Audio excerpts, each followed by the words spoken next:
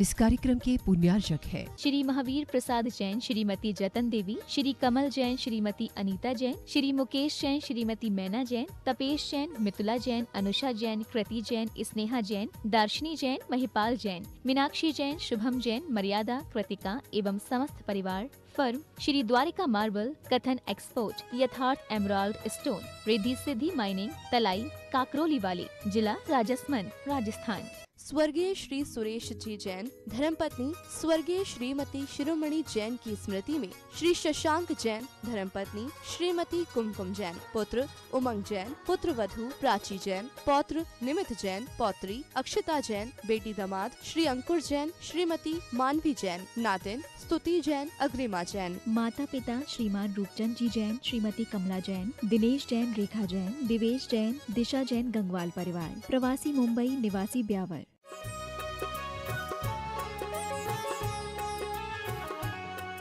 जय श्री ओम नमः सिद्धेभ्यः। जय श्री ओम नमः सिद्धेभ्यः। सर्वमंगल मांगल्यम सर्वकल्याणकारकम प्रधानम सर्वधर्माणां जैनम जयतु शासनम। पंच परमेष्टि भगवान की, आचार्य श्री गुरुवर कुंद महाराज की, आचार्य श्री गुरुवर विद्यासागर महाराज की, जगत पूर्ण निर्यापक श्रवण मुनि पुंगा श्री सुधा सागर जी महाराज की, मुनि संघ की जय।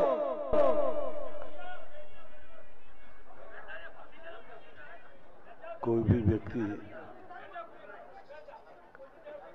अपने आप को ना तो छोटा कह सकता है और ना बड़ा कह सकता है, क्योंकि जो छोटा कह रहा है उससे भी कोई छोटा है। अभी रास्ते में चलते चलते आ रहे थे, लोग कह रहे थे महाराज यहाँ 4 गांव हैं, तो वो सब गुगावारा में मंदिर बनाना चाहते। तो इससे सिद्ध हुआ कि गुगरवाड़ा बड़ा है और वो छोटे हैं।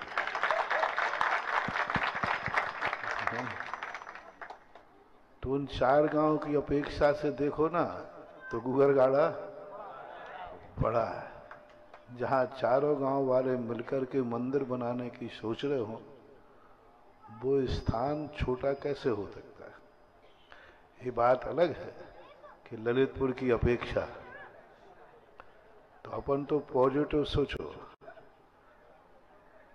छोटा सोचोगे तो छोटे बनोगे, बड़ा सोचोगे तो बड़े बनोगे। ये सोचो ना कि गुगरवाड़ा बहुत बड़ा है, क्योंकि यहाँ पर 4 गांव के लोग के देवता आने के लिए तैयार, मन कर रहे। वस्तुतः क्या होता है, कभी कभी वस्तु अच्छी होती है, लेकिन वस्तु का उपयोग कुछ ऐसा हो जाता है जिस कारण से बहुत सारे विचारणीय प्रश्न खड़े हो जाते हैं। यदि वस्तु का स्वरूप मंदिर बनाते समय यदि मंदिर का स्वरूप सही बनाया जाए, तो मेरा तो अभी तक सारे भारत का विश्वास है कि जहाँ के मंदिर पूर्णतः सही हो, वे मंदिर कभी खाली होते ही नहीं। कुछ ना कुछ उसमें स्थायित्व ऐसा बना रहता है जिस कारण से वह सबके लिए लाभदायी होता है। मंदिर वगैरह जो होते हैं ये लाभ के लिए होते हैं। दवाई हमेशा लाभ के लिए मानी जाती है, लेकिन गलत व्यक्ति और गलत ढंग से खा लेवे तो है। अब तुमने कहा कि भाई मैंने कोई जहर थोड़ी खाया है, हमने तो दवाई खाई है। अब दवाई खाई है तो दवाई नुकसान कैसे करेगी? कर सकती है। यदि किसी की दवाई कोई खा लेवे और जिस विधि से न बताकर उस विधि से विपरीत खा लेवे तो नुकसान भी होता है। मंदिर आदि बनते हैं गांव में या शहरों में, शुद्ध यदि मंदिर बनते हैं तो ये बहुत फायदेमंद होते हैं। बहुत लाभकारी होते हैं। और थोड़ी सी उसमें चूक हो जाए तो लोग फिर कहने लग जाते हैं, महाराज मंदिर में क्या उल्टा सीधा। भगवान तो सबका भला करते हैं, चाहे गलत हो सही हो, तो भगवान तो सबका भला करते हैं, लेकिन जिसका भला होना है उसके लिए वो दवाई तो फिट हो। अभी गूगल वाला मंदिर को देख रहा था, प्रवेश करते ही थोड़ा सा लगा के तो बहुत बड़ा मंदिर है, जब अंदर गया तो सब कुछ मन बिगड़ गया, क्योंकि इतना बढ़िया स्थान है, इस मंदिर में ही एनर्जी है, बहुत अच्छा। लेकिन मंदिर का वेदी का निर्माण इस ढंग से इस स्थान पर है जहां तुम कुछ भी कर लेना, कुछ भी होने जाने वाला नहीं। प्रांगण बहुत बड़ा है, अच्छा है, कुआं भी है, बाड़ा भी है, लेकिन निर्माण की स्थितियां बड़ी विचित्र हैं। ऐसे कोने में बंद भगवान बैठे हैं। हालांकि जिस समय मंदिर बना होगा उस समय की परिस्थितियां इतनी विकट थी कि भगवान की वेदियों को जितना छुपा के रखा जाए उतना ही, ये उस समय युग था, उस समय ऐसा राज्य था। भारत देश की जो संस्कृति को लूटने वाला राज्य था, देश गुलाम था, उस समय ये सुरक्षा की दृष्टि से ऐसी स्थितियां बना ली गई जिन कारणों से बड़ी स्थिति बिगड़ जाती। अब जैसे बांसी है, बांसी का वो मंदिर भी देखा है और अब का मंदिर जाके देखो,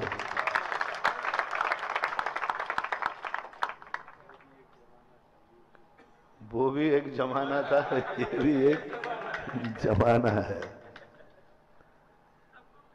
तो हाँ, मैं तो सब पे ही कृपा ही करता हूँ, और मैं तो भावना करता हूँ कि हमारे भारत के सभी मंदिर इतने अच्छे बन जाएं कि मंदिर में जाते लगे कि मैं किसी तीर्थ पर आया। यात्री भी कभी धोखे से पहुंच जाए तो वो भी कहे कि धोखा नहीं हुआ है, हमें एक अच्छे भगवान के दर्शन हुए। तो इस प्रकार की स्थितियां बन जाती हैं। इसलिए धर्म को यदि हम विवेक पूर्वक, रुचि पूर्वक, श्रद्धा भक्ति पूर्वक यदि धारण करते हैं तो धर्म हमें बहुत कुछ निरोग करता है, स्वस्थ करता है। और हमारे लिए धर्म को यदि हम विपरीत ग्रहण करते हैं तो भले वो धर्म हो, लेकिन विपरीत औषधि के समान हमें नुकसान भी देता है। इसलिए धर्म को हमें सबसे पहले विधि अपनाना चाहिए। जिन गांव वालों से लोग गांव उठते हैं, अपने उठने के पहले भगवान पर विचार करना चाहिए। यहाँ भी कुछ घर तो होंगे, हाँ, तो सबसे पहले अपने मूल पैतृक स्थानों पर विचार करना चाहिए। गांव के मंदिरों पर अब जो जा गए हैं वो तो लौट के आने वाले हैं नहीं, फिर गांवों के मंदिरों पर विचार करना चाहिए। उनको या तो तीर्थ क्षेत्र के रूप में परिणत करो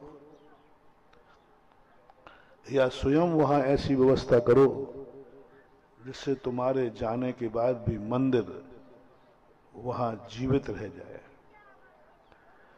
और नहीं रख सकते हो तो उठाने में भी कोई बाधा नहीं है, क्योंकि लेकिन पैतृक मंदिर कहलाते, पैतृक देवता कहलाते।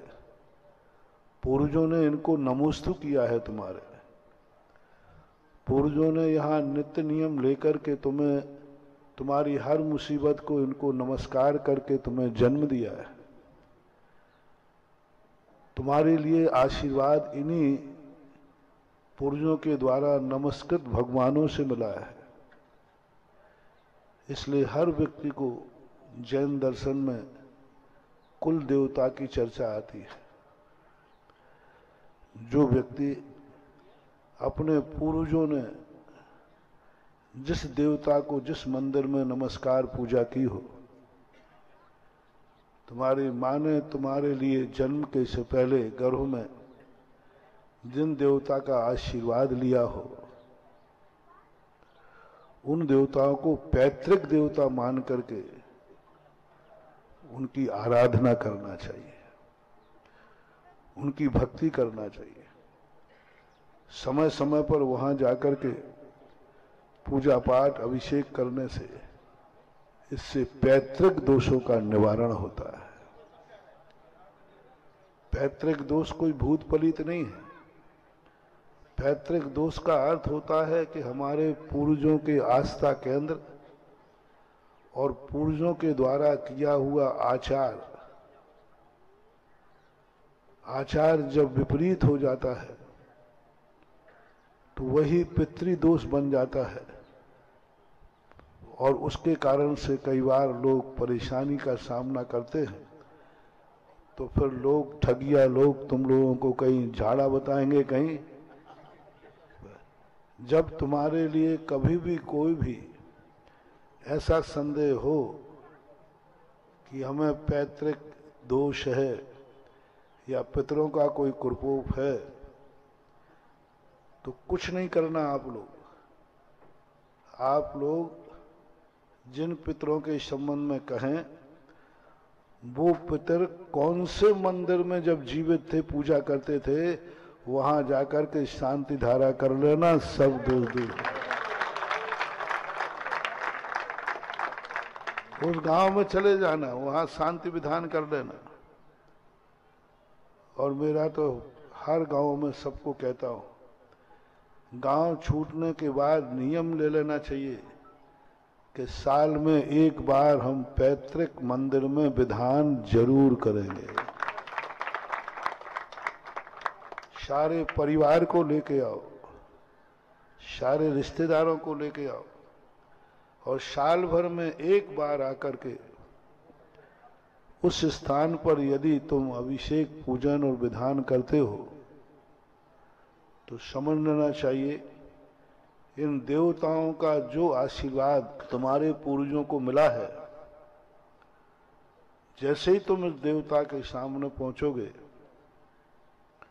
वो कनेक्शन वहां से जुड़ जाएगा और सीधा वहां का कनेक्शन कट के वो तुम्हारे नाम हो जाएगा।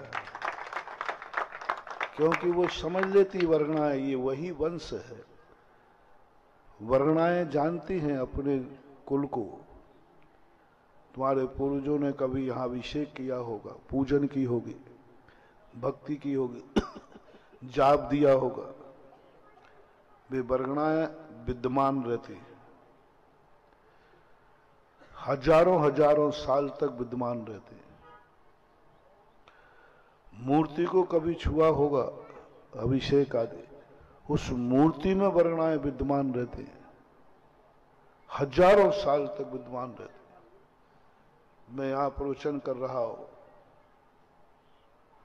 अपन सब बैठे धार्मिक कार्य बातों कर रहे हैं, ये वर्गणाएं इस स्थान पर हजारों साल तक भी जीवित रह सकती है। हजारों साल बाद कोई यदि निमित्त ज्ञानी आ जाए तो उसको पता चलेगा कभी यहां किसी साधु ने प्रवचन दिया है। वर्गणाएं कभी नष्ट नहीं होती, वो एक को स्पर्श कब कर लेती है। इसी प्रकार मूर्तियों के अंदर वो वर्गणाएं विद्यमान हैं। जैसे तुम अभिषेक करोगे, क्योंकि तुम्हारा वंश है पूर्वजों का, तो वह जैसे ही तुम स्पर्श करोगे, उस मूर्ति में विद्यमान वर्गणाएं ये महसूस कर लेंगी, ये तो वही वंशज है जिस वंशज ने यहाँ पर पहले पूजा अभिषेक किया है। ये वही वंशज हैं जिन्होंने विराजमान किए थे, ये वही वंश है जिन्होंने ये मंदिर बनाया था। वो वर्गणाएं पहचान जाती हैं, और वर्गणाएं पहचान करके आपने देखा होगा कि मंदिर में जाकर यदि कोई आपका बच्चा थोड़ा भी सुसु कर ले या कुछ मुंह में देके खा ले, तो आप डर जाते हैं, और वही बच्चा घर में कर लेता है तो है? कौन डरा रहा है? कौन डरा रहा है? वहां पर जो विद्वान वर्गणाएं हैं वो वर्गणाएं भय पैदा करती हैं, क्योंकि यहाँ पवित्र वर्गणाओं का बहुमत है, तो अपवित्र वर्गणा वहां पर बहिष्कृत होगी ही। और घर में अपवित्र वर्गणाओं का बहुमत है, तो वहां तुम माला फेरोगे तो मन बिगड़ेगा।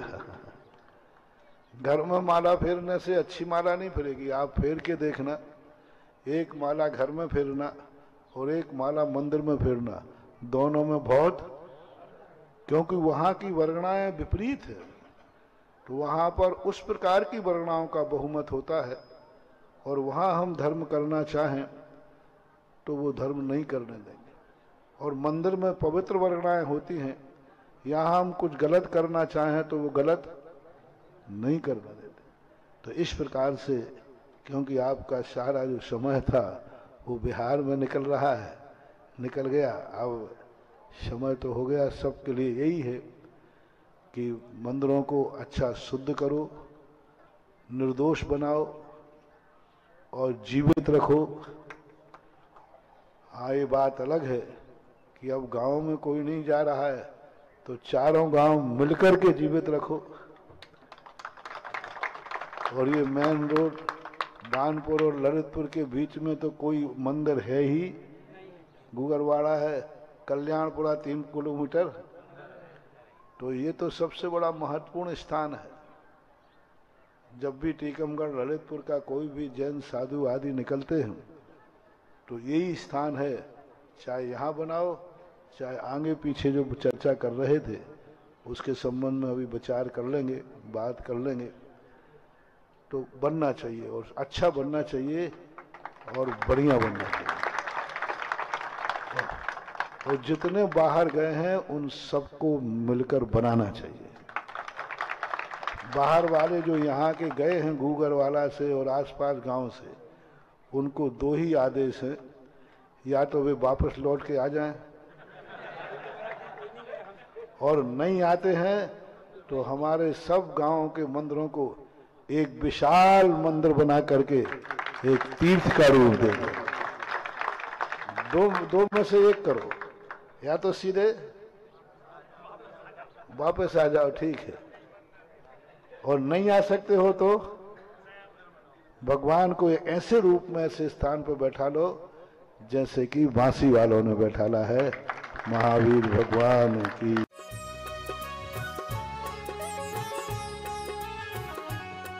जय श्री ओम नमः सिद्धेभ्यः। जय